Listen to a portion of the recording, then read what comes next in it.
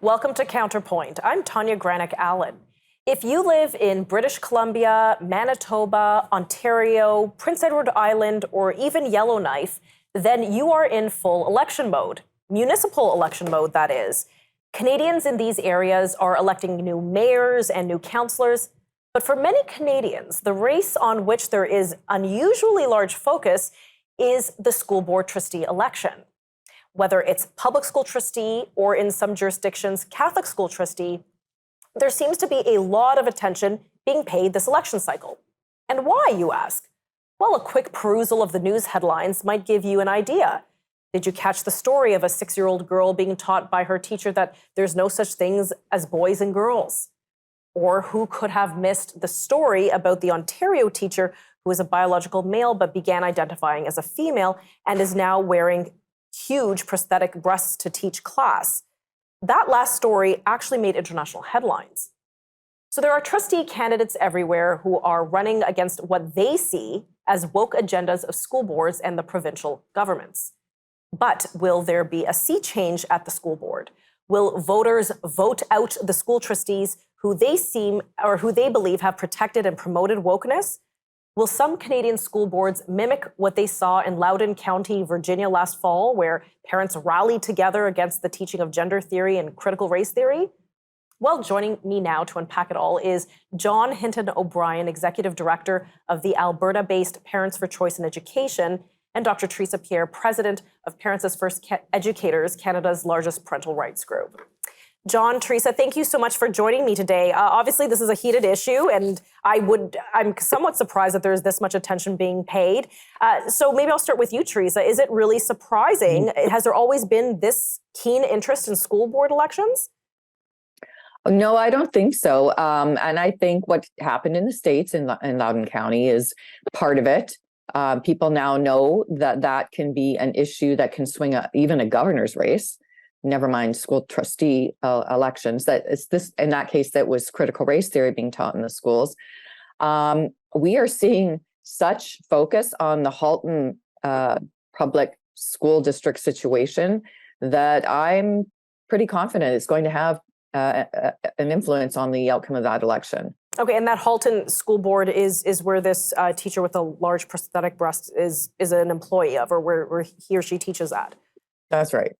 Okay, gotcha. John, you hail from Alberta. You're involved in sort of the Western Canada elections. British Columbia is having their trustee elections. Again, is there an unusually keen focus this election cycle? More than usual. However, I should observe that normally the amount of interest shown in school board elections is so very low that it doesn't take much to move the needle on school board elections. Okay, and when you mean so very low, meaning less turnout than, say, for mayor or for councillor? I mean that a fraction of the people who vote for mayor will vote for school trustee in a normal year. And that's smaller than the number of people who will vote for a federal or provincial election race. Gotcha. So maybe to unpack a little bit more for the audience, Teresa, maybe you can just generally explain what is the role of school trustee? Because some of our viewers might say, well, we know we vote for them, but we really don't know what they do. So what do you see as the role of the school trustee? Yeah, why do we care? So school trustees are, they have an inner look at the operations of the school board, meaning they set policy on how the large issues of the school are going to be the school board are going to be decided. They also have an outward focus on the community. They need to liaison with other levels of government and advocate for their board. They talk to local organizations that are involved, that may share an interest in school properties or things like that. So they have that, and then they need to be responsible for the schools in their own ward. So they need to visit them and work with the parents on the parent councils, be familiar with all of the staff and in communication with them. So it's quite a multi-level job and keeps them busy. Yeah, certainly so. And after we come back for commercial break, because we're going to pause in just one moment, I think a lot of parents want to know, well, we hear a lot of debates about curriculums. Who's actually in charge of setting that curriculum, and does a trustee actually have any authority over that? Can they actually affect change? We're going to pick up this conversation in just a few moments.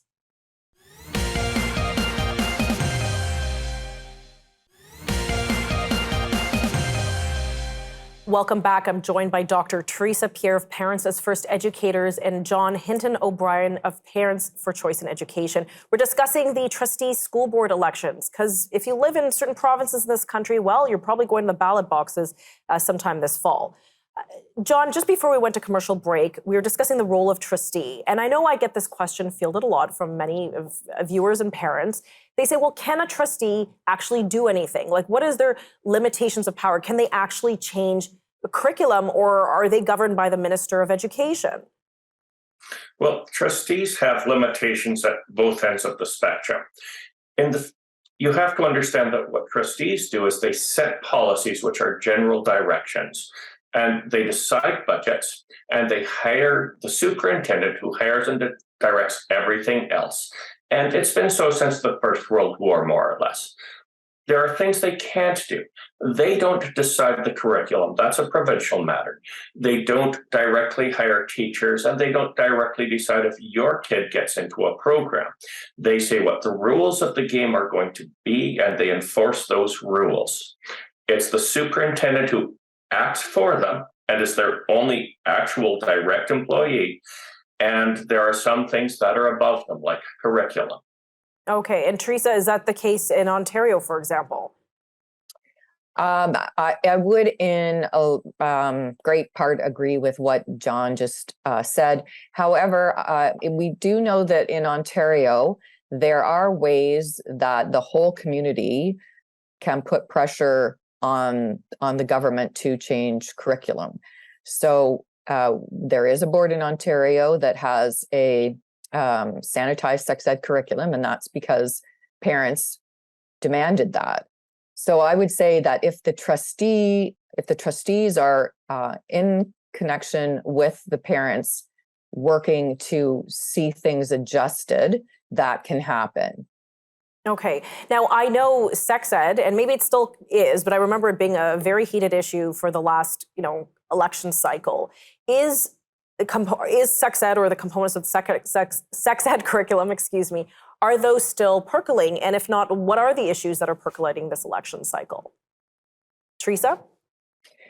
Well, I would say that the whole sex ed problem has not gone away, and it's in the things that made that roll are still unrolling in the present. So gender theory, which is at the basis of that, which wants to eliminate the notion of a binary nature between the genders, that there's male and that there's female. They want to say gender is fluid, that there's multiple or many genders on a spectrum. That is now being seen more so in the trans kinds of issues that are facing the board. So the kids that want to make transition now are being supported by their schools, and they don't inform the parents of what's going on. They're not obliged to. And so we are seeing parents that are so upset about being given the runaround by their boards. That's one huge issue, along with critical race theory. Of course, critical race theory is a set of ideas about the relationship between races, and stating that whites are always the oppressors and people of color are always the oppressed. That's being pushed through our school systems like crazy right now. And that also has got parents very alarmed, especially after what happened in the States. Well, when you speak about the gender theory, I remember that was it was a component, a contentious component in the Ontario sex ed curriculum, for example. So would it be fair to say that, 4 years post implementation of the Doug Ford, Kathleen Wynne sex ed, that now we're just seeing the trickle down effect? Teresa? Absolutely. You could see it at the time. They were worried about the trans issues coming down the pipe, and now it's exactly what we feared those 4 years ago. That the chiseling away at the idea that there are two fixed genders has just continued to unpack itself since 2018. So, John, I want you to jump in here. You know, some parents may be watching this program and say, well, I'm okay with that education. I don't have an issue with that. We only have 30 seconds before commercial. We can pick it up after. But, you know, is there something wrong with this strain of education? Why are parents upset? Look, the teaching on controversial issues has been used to drive a wedge between classrooms and families. Gender theory is being used as an excuse to not inform parents of critical events in their children's lives. Florida is setting out a law to address that, however they're doing it. Critical race theory is frankly subverted to take power away from children and families and give it to the teacher. I'm just going to pause there. We're going to come to commercial. We'll be right back.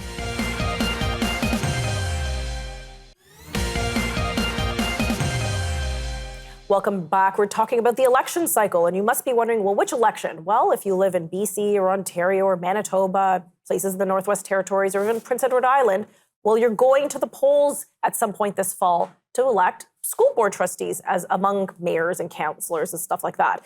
But we want to talk about the school board elections, and joining me again is Teresa Pierre and John Hinton O'Brien.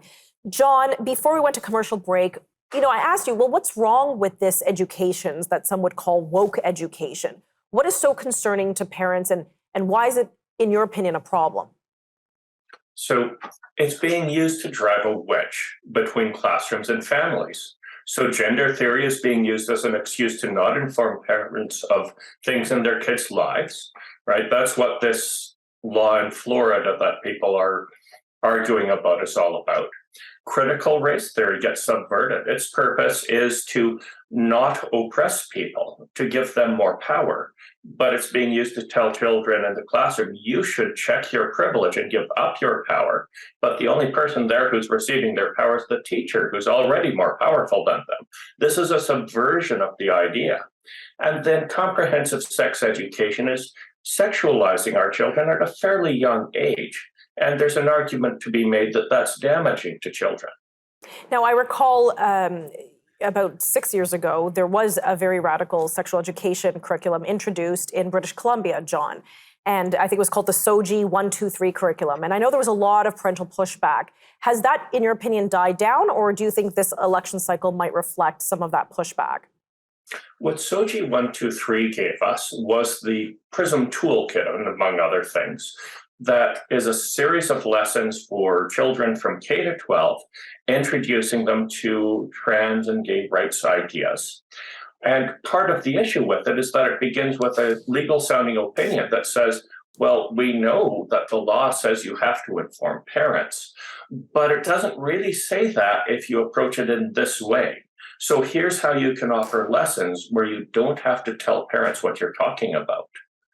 And that's what people are mad about. They're not upset about trans rights. They don't want trans people to not have rights, but they don't want to be cut out of their children's lives. This is largely about who has power over our children.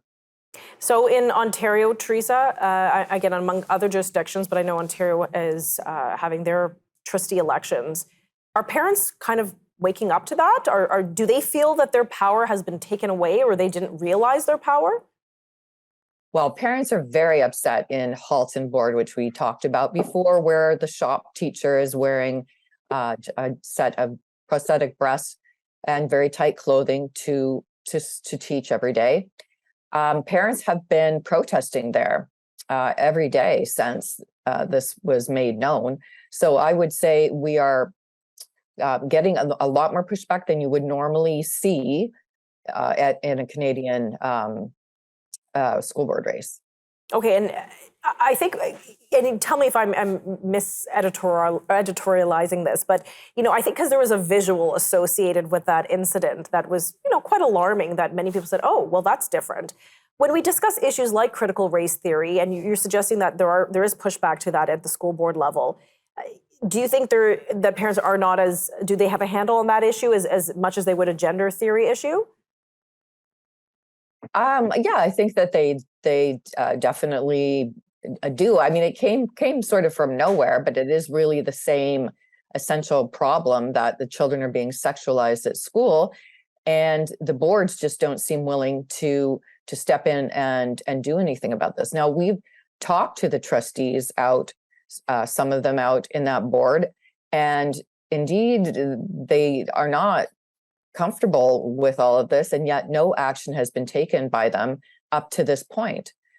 So whether that's just a political decision based on let's wait it out until the election is over, or whether they're never going to do anything about it, we don't know. But they're making a big mistake in not speaking out, those trustees, because they're really going to fuel the election of people who are willing to say, no, this is too far. Parents are not happy about this, and they're really worried about what's their kids are being exposed to. But what could be done? We only have 30 seconds rather before commercial. What could be done? This teacher wants to dress the way that he or she chooses. I mean, that's their choice, isn't it? I think that the teacher is subject to dress code regulations, and on that basis could be removed from the classroom, or some kind of settlement could be worked out with them where they were not in contact with the kids every day. Okay, we're going to pick up this discussion on school board elections in just a few moments. Please stick around.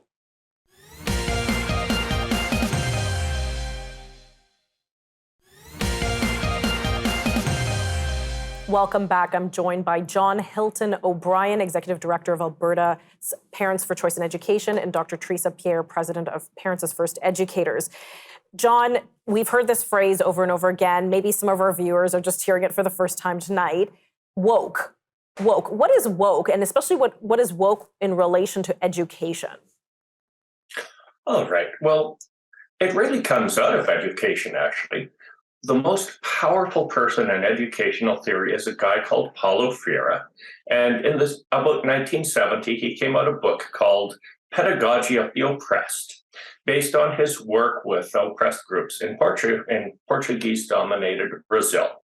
And he separates the world into oppressors and the oppressed, and notes that the oppressed tend to identify with their oppressors.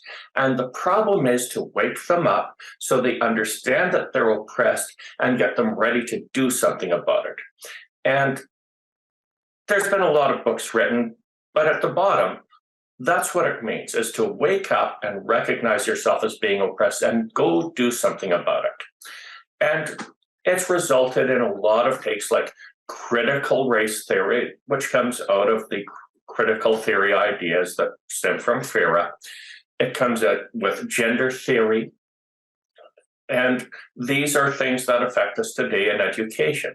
And it's all people trying to wake up folks who may be oppressed so that they're not oppressed anymore. And in the context of education, we're talking about the classroom. So we're not trying to wake up parents and teachers. We're trying to, well, maybe teachers, but we're trying to wake up children to recognize their oppression? Well, I'm very sad to say that Paulo Freire really intended his work to be used with adults, but he is the most cited theorist in education today with 470,000 hits on Google Scholar. That's how many times he's been referred to. More than Dewey, who's 100,000 hits behind that. So people are taking something that really pertains to adults and we're trying to apply it to children. And what's wrong with that? Well, the problem is that the context isn't the same. You're in a classroom with 25 students and a teacher, and the teacher has all the power. And as Freire notes, if you do this wrong, you're going to oppress people more, not less. So when the teacher points at the students and says, hey, you need to check your privilege and give up your power, and she's the only person in the classroom to give that power to, the strong get a little stronger. This is the opposite of what Freire intends. Freire wants the teacher to give power to those students, not the other way around. And then, so Dr. Teresa Pierre, on the shift of that then, is this now, again, with this trustee election cycle, our parents, like you said, are waking up and are they saying, well, we don't want that power being given away by our children? In fact, we're the ones who hold the power. Is that what we're seeing here? Well, yes, I think people of all colors and nationalities are seeing that there's problems on both ends of the spectrum. So you teach children that they are naturally oppressors, and these 5-year-old kids are coming home and saying, Mom, I don't want to be white anymore. I don't,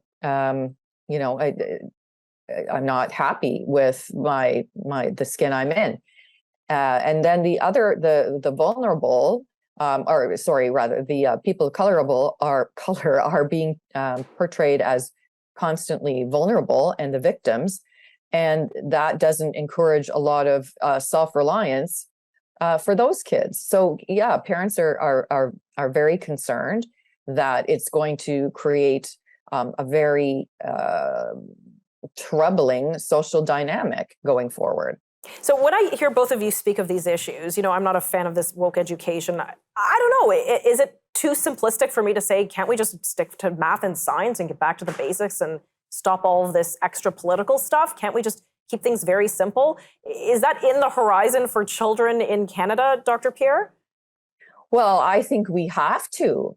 I don't think that we can let this go. We're going to end up having children, really violent towards one another, possibly, or really harming themselves. Neither of those things are things that schools should be doing. So we simply cannot put up with this. Okay, we've run out of time. Thank you so much both for joining me. Appreciate it. So we'll definitely have to keep an eye on some of these school board races across the country. It's definitely become more lively than we have seen in previous years. Will we see a large sea change? Will there be a large movement one way or the other? Well, time will tell. But for Counterpoint, I'm Tanya Granick-Allen.